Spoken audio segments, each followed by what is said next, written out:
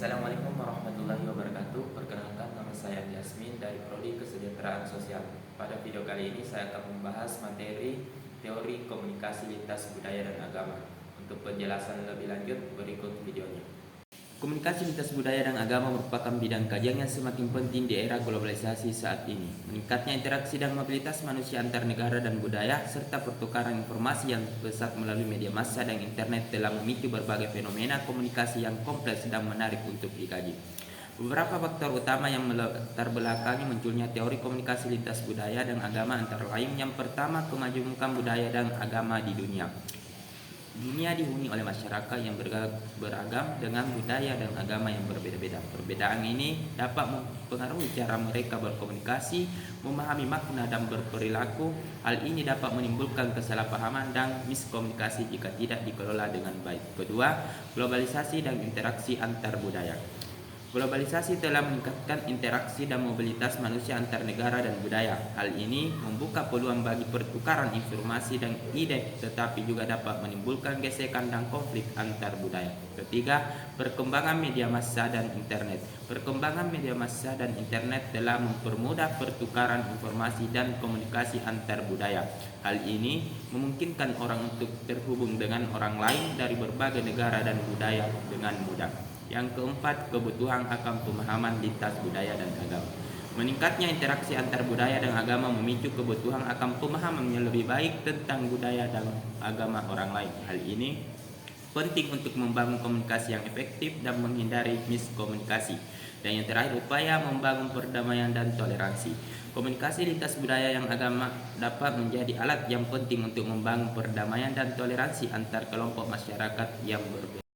Teori komunikasi lintas budaya dan agama bertujuan untuk memahami bagaimana budaya dan agama mempengaruhi komunikasi antar individu dan kelompok. Teori ini membantu kita untuk pertama memahami perbedaan budaya dan agama. Teori ini membantu kita untuk memahami bagaimana budaya dan agama mempengaruhi cara orang berkomunikasi, memahami makna dan berperilaku. Kedua, meningkatkan komunikasi antar budaya.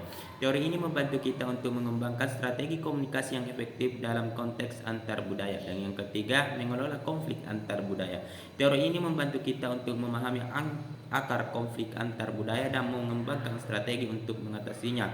Keempat, membangun perdamaian dan toleransi. Teori ini membantu kita untuk membangun pemahaman dan rasa terhormat antar kelompok masyarakat yang berbeda.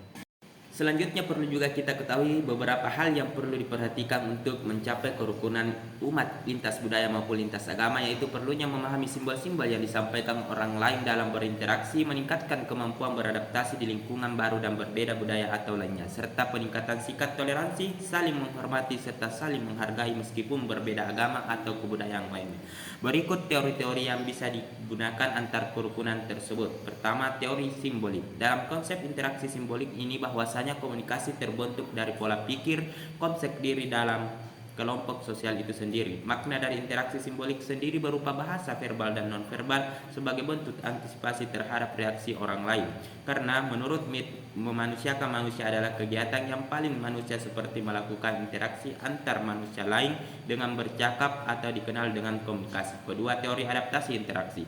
Adaptasi adalah proses penyesuaian secara bertahap yang dilakukan oleh suatu organisme terhadap kondisi lingkungan yang baru. Adaptasi diambil untuk menjelaskan serta menggambarkan ketika seseorang menghadapi situasi dan kondisi yang berubah dan berbeda. Adaptasi dilakukan ketika terjadi suatu ketimpangan dalam suatu situasi dan kondisi atau keadaan sistem.